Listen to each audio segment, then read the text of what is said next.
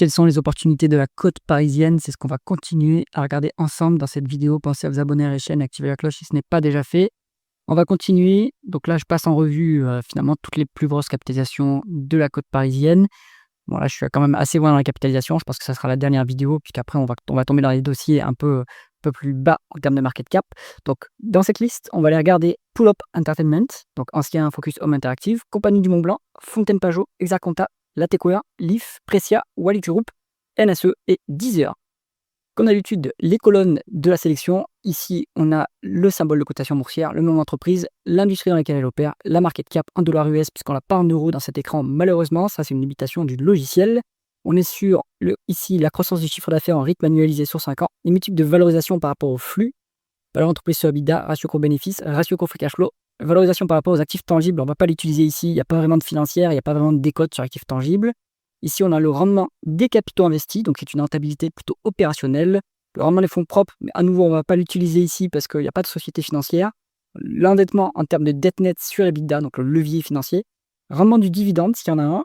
Free cash flow par rapport au bénéfice net pour vérifier le payout ratio. Payout ratio, c'est la proportion de bénéfice net payé en dividende, mais il faut se rappeler que le dividende est payé avec les free cash flow. Donc à minima, il faut que les free cash flow soient supérieurs ou égaux au bénéfice net. La première entreprise de la liste, c'est Pull Up Entertainment.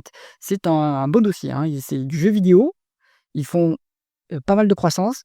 Ils ont des licences intéressantes, notamment Warner 40 000, qui a bien marché. Donc c'est microcap, on va dire, les 218 millions de dollars de market cap, 22 et le 3% de croissance du chiffre d'affaires en rythme annualisé sur 5 ans. Donc c'est quand même une bonne croissance qui est soutenue. Ça s'est accéléré ces dernières années. Et pourtant, les multiples sont très bas. Alors ça, c'est pas forcément à jour depuis hier. Donc sur la journée du 17, on a quand même une forte progression du cours. Donc le marché commence enfin à reconnaître la qualité du dossier. Donc là, on est peut-être un peu plus élevé que ce qui est affiché ici, mais ça reste pas cher, hein, même avec la poussée d'hier. On est sur 2 en VE sur EBITDA, moins de 10 en ratio coût-bénéfice, moins de 4 en ratio coût free cash flow. C'est vraiment pas cher, 11% vraiment des capitaux investis, ce qui est bon comme rentabilité. Après, c'est pas un business intensif en capital, puisque le jeu vidéo, c'est du développement, donc il faut surtout du savoir-faire en développement. On est sur une fois l'EBITDA en dette nette, c'est pas très lourd, pas de dividende de verser, pourtant on a les moyens de verser du dividende. Donc je pense que ça va venir par la suite, c'est quelque chose à suivre. Donc Pull Up Entertainment, c'est intéressant à suivre, hein. Ça mérite d'être placé en watchlist. J'ai fait un focus récemment sur la chaîne, vous pouvez aller voir la vidéo. Bien sûr, ça ne suffit pas comme analyse, mais ça vous aidera à avoir une opinion un peu plus approfondie. Allez, ensuite on est sur Compagnie du Mont Blanc. Donc là, c'est la société qui gère des stations de ski dans les Alpes. C'est une société qui est rentrée dans le fonds France d'indépendance AM. Je vais faire la mise à jour du suivi de ce fonds dans quelques jours également. Donc restez connectés à la chaîne. On est sur 205 millions de dollars de market cap, 8% de croissance du chiffre d'affaires en rythme annualisé sur 5 ans. Donc il y a un fort rattrapage après le déconfinement, évidemment. Et bien sûr, on a souffert pendant les périodes de confinement, mais ça, maintenant, c'est derrière la société. 5 en valeur entreprise sur EBITDA, moins de 10 en PE, on a 9. Les free cash flow sont négatifs. C'est pas forcément une mauvaise chose. C'est-à-dire qu'il y a une dépense en capital élevée sur les 12 derniers mois, peut-être une dépense en capital plus élevée que d'habitude. Ça se justifie s'il y a de la croissance à venir. Si maintenant on est tout le temps en free cash flow négatif, là, ça sera plutôt un problème. Donc il faut aller regarder la structure, le profil de ces free cash flow. On est à 5% de rendement des capitaux investis, c'est pas exceptionnel comme rentabilité. Donc ça, il faut le prendre en compte. On est à 4%, on est à 1,7 fois les l'EBITDA en dette nette. Il y a un petit peu de dette. Après, la trajectoire est descendante sur la dette. Donc ça, c'est bien. Ça améliore, ça baisse le risque du dossier. On a 4%, 4,1% de rendement du dividende. C'est tout à fait intéressant à ce niveau.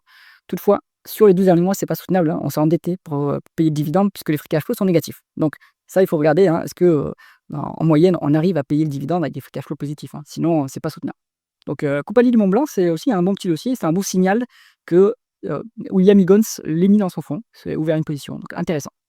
Si jamais vous cherchez un portefeuille d'investissement passif et performant, cliquez sur le lien en haut à droite de la vidéo. On continue avec Fontaine Pajot. Donc là, c'est de une production de bateaux de plaisance. Donc secteur un peu difficile quand même, vu que c'est de la consommation discrétionnaire. Donc c'est un budget qui sera coupé en priorité par le consommateur français, surtout du coup. Alors je ne sais pas si c'est en international. Si vous en savez plus, dites-moi en commentaire. On est sur 205 millions de dollars de market cap. 9% de croissance du chiffre d'affaires en rythme annualisé sur 5 ans, donc il y a quand même une croissance assez soutenue. C'est pas cher. 1,7 fois les l'EBITDA, la VE sur EBITDA, les 2 fois la VE sur EBITDA, 3 en ratio coût-bénéfice. Free cash flow négatif, donc même topo. Peut-être qu'il y a une dépense en capital élevée sur les 12 derniers mois, peut-être que ça ne se reproduira pas. Si c'est structurel, il vaut mieux être à l'écart. Bon, Donc c'est pas cher, hein. En même temps, c'est pas cher parce que le marché est très pessimiste sur cette activité et on le comprend, hein. C'est pas pour l'instant, le cycle, sur ce marché est pas très favorable, hein. 29 de rendement des capitaux investis, très bonne rentabilité. On est cash net sur le dossier, donc ça, c'est bien, ça solidifie un peu, ce dossier, intéressant. 2,3 de rendement du dividende, non soutenable puisque les free cash flow sont négatifs sur les 12 derniers mois en tout cas. Bon, donc à voir, par la suite. Donc Foot& Pajot, c'est un peu plus risqué à mon avis, hein, ça va être un peu plus cyclique et un peu plus volatile, donc à considérer avec précaution. Hexaconta, donc là on est plutôt sur de la papeterie, des produits alors je pense qu'ils sont verticalement intégrés, hein, c'est-à-dire qu'ils ont aussi des exploitations forestières et ils ont toute la chaîne des valeurs de la papeterie. 220 millions de dollars de market cap, 3% de croissance du chiffre d'affaires en rythme annualisé sur 5 ans. C'est pas du tout une activité qui est en croissance organique, hein, donc c'est normal que la croissance soit plutôt faible. 4 en valeur entreprise sur EBITDA, pas très cher. Alors on n'a pas l'info sur les free cash flow, il faudrait regarder séparément. On voit qu'on est sur 33 millions de bénéfices nets contre une market cap de 200 millions. Donc on n'est même pas valorisé, on est valorisé 7 fois, hein, ratio court-bénéfice. Donc c'est pas très cher, hein, pas très cher, mais ça se comprend, hein, il n'y a pas de croissance. On n'a pas la rentabilité, il faudrait regarder séparément. Je ne m'attends pas à ce que la rentabilité soit exceptionnelle, hein, sur ce dossier. Donc celui-là, à mon avis, c'est plutôt un value trap, hein. C'est pas cher, mais il n'y a pas de croissance. Il faudrait vérifier la rentabilité. Bon, vous avez un dividende qui est quand même intéressant. Donc à vérifier s'ils sont soutenables. La Techware, on est plutôt sur l'aérospatiale et la défense. Donc c'est plutôt un sous-traitant de l'aérospatiale, hein, donc de Airbus et compagnie. On est sur 187 millions de dollars de market cap, décroissance en rythme annualisé sur 5 ans, mais ça, c'est le passé, on va dire, hein. Les carnets de commandes commencent à se remplir à fond, hein, sur tous les sous-traitants de l'aérospatiale et de la défense, parce qu'il y a de la dépense d'armement, du coup, ces quelques derniers trimestres, et il va y en avoir aussi en plus dans les prochaines années, à cause voilà, des conflits en cours, etc. Donc évidemment, le marché est déjà allé très vite en besogne.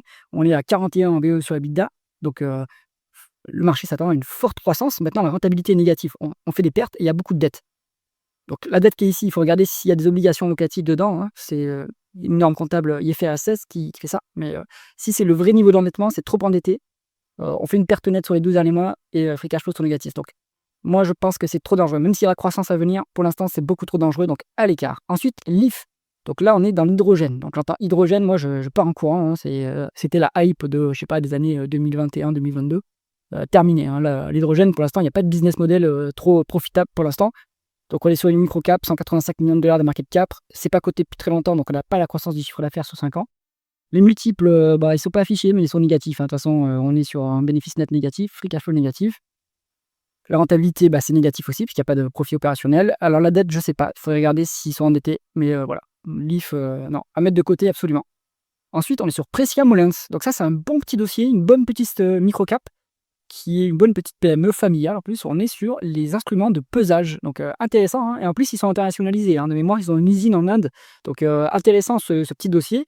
Cette ligne est dans le fond de Micro France de Gay-Lussac Gestion. Gay-Lussac Gestion, c'est plutôt une gestion orientée croissance à prix raisonnable. Et là, on est plutôt même sur un dossier value, hein. Donc, il y a un peu de croissance. On est sur 4,4% de croissance du chiffre d'affaires en rythme annualisé sur 5 ans, donc c'est un fonds de croissance, hein, c'est pas exceptionnel, mais du coup les multiples sont assez bas. On est à 6 en VE sur EBITDA, 16 en PE, 11 en price of free cash flow. C'est pas hyper cher. On est à 9, allez, à 10% de rendement des capitaux investis, donc la rentabilité est quand même bonne, hein, et il n'y a pas de dette, cash net. Donc ça c'est très bien. Il faut voir ce qu'ils font de ce cash-là après, hein, ce qu'ils redistribuent aux actionnaires. Est-ce qu'après ils vont faire des acquisitions? Je pense pas qu'il faut faire, pour l'instant qu'ils fassent trop d'acquisitions, hein, ça doit être de la croissance organique. On est à 2% de rendement du dividende, qui est soutenable avec des free cash flow plus élevés que les bénéfices nets d'un PE ratio à 20%. Precia Molins, ça se regarde, hein, c'est un bon petit dossier value, donc ça mérite d'être en watchlist. Wallis Group, on est plutôt dans la cybersécurité. Donc microcap, 176 millions de dollars de market cap, bonne croissance, hein, 16% de croissance, c'est quand même élevé. Mais après, les multiples sont tous négatifs parce qu'on fait des pertes et on a des free cash flow négatifs. Donc pas de rentabilité pour l'instant. Donc quand on gagne pas d'argent, on met pas le dossier en watchlist. Ensuite, on est sur NSE. Aérospatiale et défense, là, à nouveau, un sous-traitant de l'aéronautique. Même phénomène un peu que sur la Techware.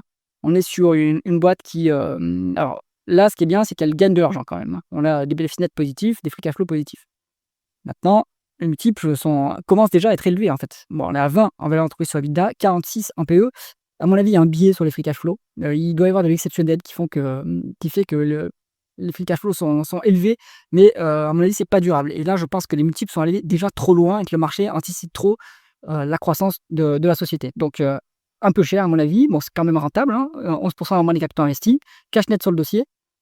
un petit dividende de 0,6%, soutenable avec des free cash flow plus élevés que les bénéfices nets et un payout ratio à 22%. Donc NSE, ça se met en watchlist aussi, mais je pense que c'est trop cher, donc il faut attendre un petit peu que ça redescende.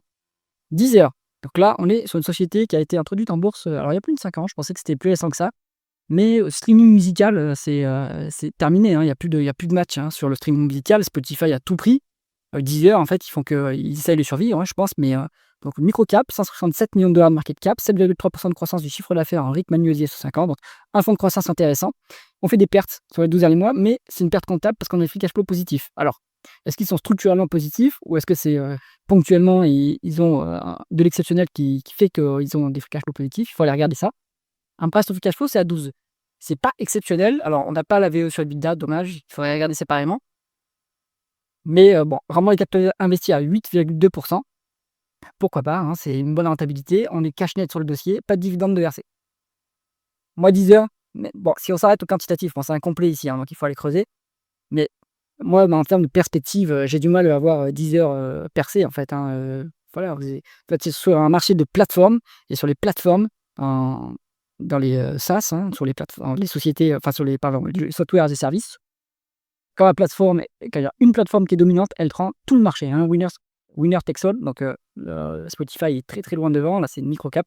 Donc à mon avis, Deezer, c'est pas intéressant en termes de perspective, hein.